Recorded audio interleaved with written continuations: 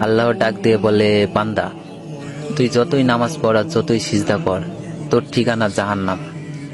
এ কথা শুনে বান্দাটি বলতেছে, আলহামদুলিল্লাহ। আল্লাহ বলে, এই বান্দা, জাহান্নামের কথা শুনে কেউ আলহামদুলিল্লাহ কয়? বান্দা বলে, আল্লাহ, জাহান্নামের মালিকও তুমি, জান্নাতের মালিকও তুমি।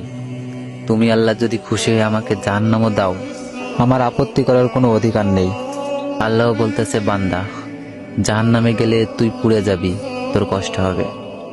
বান্দা বলতেছে, আল্লাহ, কষ্ট শুধু আমার হবে না, তোমারও হবে। আল্লাহ বলে, বান্দা, তুই পুড়বি জাহান্নামে, আমার কষ্ট কেন হবে?